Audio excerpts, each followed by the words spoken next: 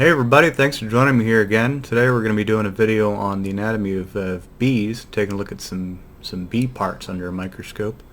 As you can see here, I got my MicroXplore CM-1 compound biological microscope already set up, the camera in place, eyepiece in the other place, and right now I got focus on the mouth parts of a honeybee. So I'll go ahead and show you this. Here we are. Got a little bit too close up, but unfortunately this is the best we can do. Bees are some real freaky looking little aliens under a microscope, but I love them. So as you can see here, we got the glossier, the main part of the mouth parts of the bee. And see, it's got all these fine little hairs just in ringlets all the way down, and you can see just how effective they would be at picking up pollen and helping to germinate some flowers.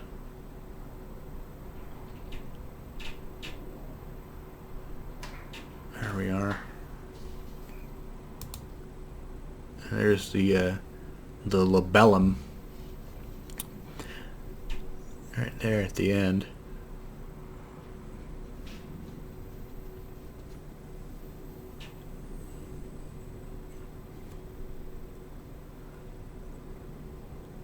Kind of underneath of this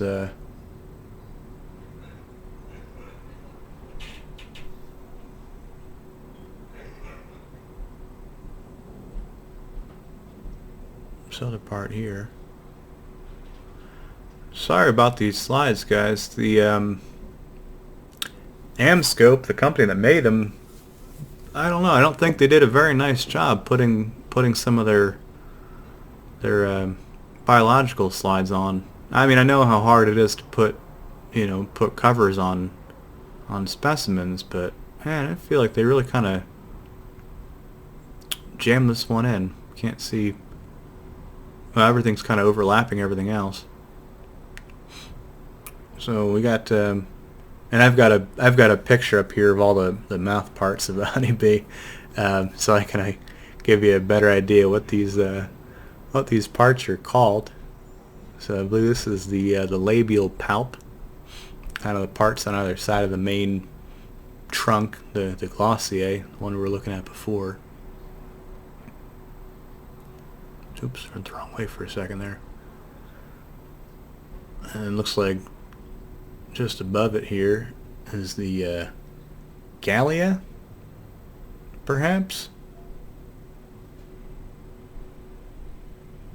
Kind of looks like a fish, a little bit. You got like that would be the tail, and like this is the body, like looks like a minnow almost. Sorry, that was dumb, but that's how I try to see things. And then these are like the mandibles or the maxilla. I'm not quite sure which you'd call this. They're kind of big tusk-like protrusions come off the side of her mouth. And you can see, just like on the ant, they're not pointy.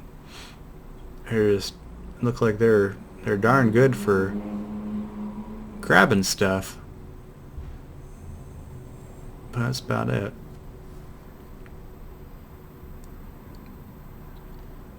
I was taking a look at this last night. I actually tried to make these videos last night and got about 45 minutes or so of footage filmed, and started publishing videos and realized that the microphone was on mute the entire time. But if you take a look here, almost looks like they're scales. like it's that same kind of gelatinous material, and it's almost like it flakes off.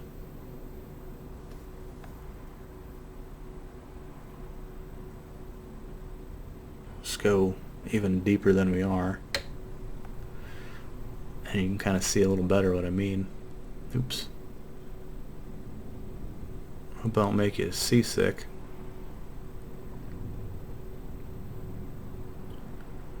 You see what I mean?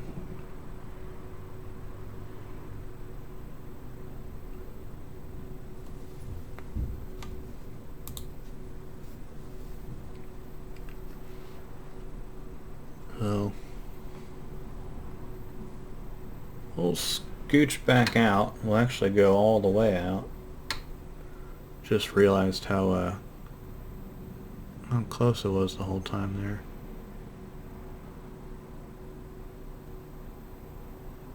And here we have one of the antenna. And this is something that I was looking at last night that really just fascinated me. Let's try to get a little bit more light in there so the camera readjusts better.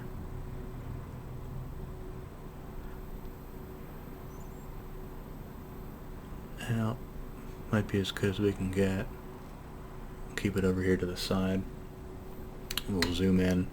This is something I found last night. I mean, I realized that antennae are sense organs, but I never really stopped to consider how they work, how they're put together. And you can see it's like they've got holes all through them. I don't know whether that's to let air in or to try to, you know, pick up chemical signals or what. And here we are. This is as close as realistically we're ever gonna be able to get with this microscope.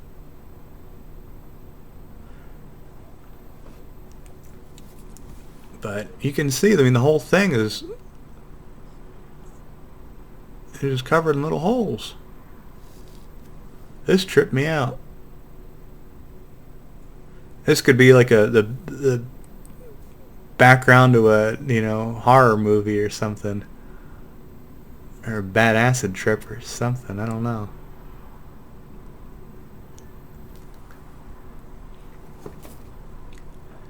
I saw this for the first time last night, and man, it took my breath away. It was really something else. And that's kind of the point of this channel here, is to you know, just be in awe of the beauty of nature. What the heck? All right, somebody just walked by my window with a big old pot plant. I mean, I guess it's legal here now, so have at it, Hoss. But this made me laugh. It looks like a big old frowny face. I mean, this poor bee, you know, got her little head cut off to benefit from our quasi-scientific musings. But still, though, it made me laugh. Anyway, one thing I wonder about is all these little holes. And we can open up the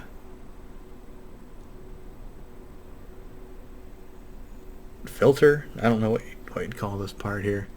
Well, you can open up a little more and you can see, I mean, the whole thing is just covered in holes. And I don't know whether that's because, you know, that's where all these little hairs come out of. It seems like that's probably it. But then again, you know, I know that bees don't have lungs.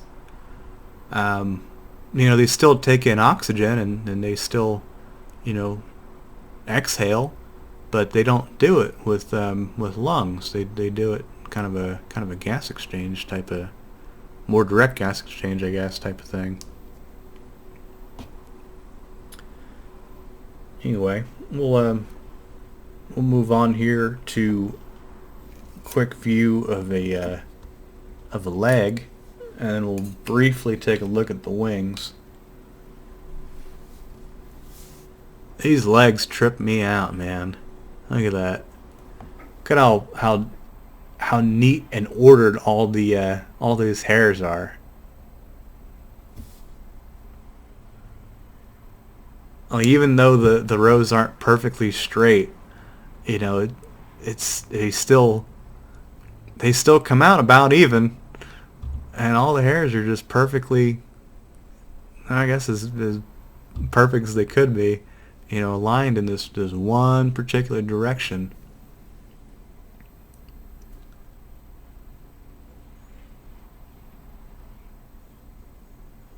And they seem more hair-like down lower.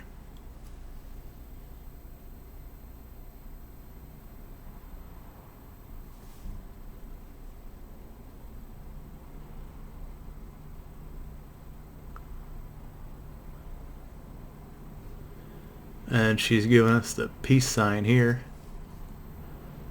Or I guess if you're British, this is the more rude sign. Fun fact: if you're an American and you visit, you know, the UK, don't turn your peace sign backwards. Always show it with your palm facing the other person. Otherwise, you might hear about it. I think by this point in time, most Brits are pretty chill and pretty used to American idiosyncrasies. I mean, we kind of flood their everything with our everything. That was incoherent. Anyway, let's go back to taking a look at this here leg. And same thing, you just got these holes all over the place. That must be what they're for, is for letting hairs grow through them.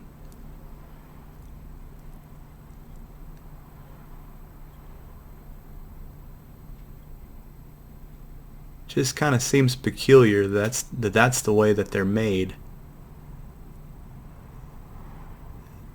You know, they have this kind of hard outer shell, but then the hairs just grow in natural holes that are formed all through it.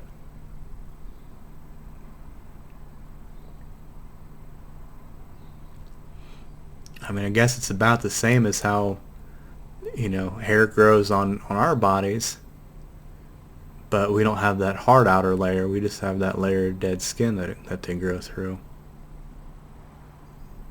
Well, living and then dead skin.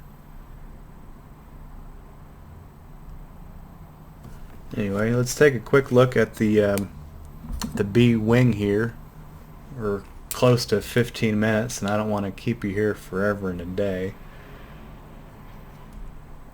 But I appreciate you stopping by and joining me here.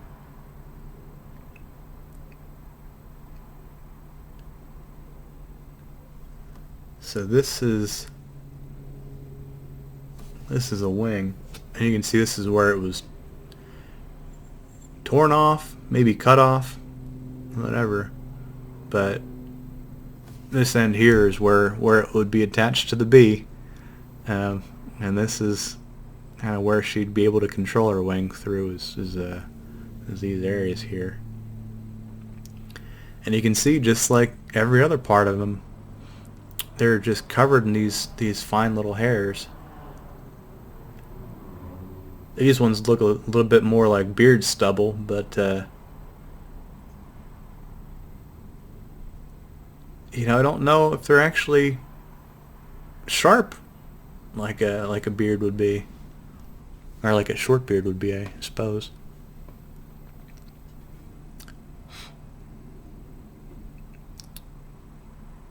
Now you can see these tubes that run all through it and kind of give the wing its structure. But then you get to the bottom of the wing,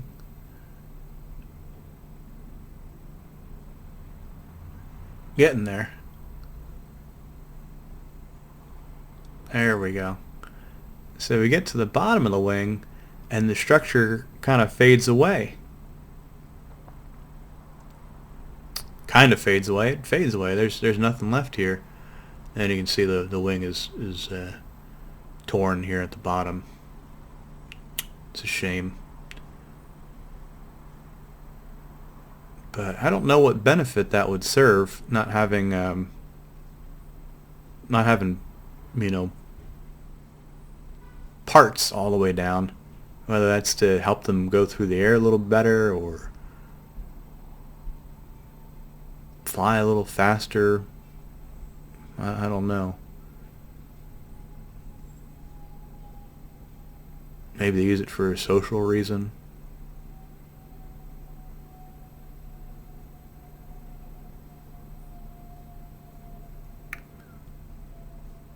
But taking a look at stuff under the microscope, something always fascinated me. Is, you know, we see how kind of simple things look when we're just looking at a bee or an ant or a leaf, and then, you know, we never really stop to consider how complex they really are. And, you know, when we zoom down to the microscopic level, I mean, you can see just how complicated they really are. Just how much goes into making a bee, as it were. We can step down a bit here. Not that we're going to see a whole heck of a lot more. And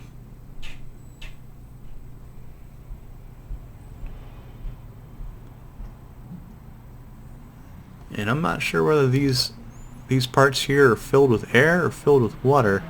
I see these little bubbles every now and again, but I don't know whether that's just the parts drying out, or if that's, you know, truly how they're operated, kind of like hydraulically.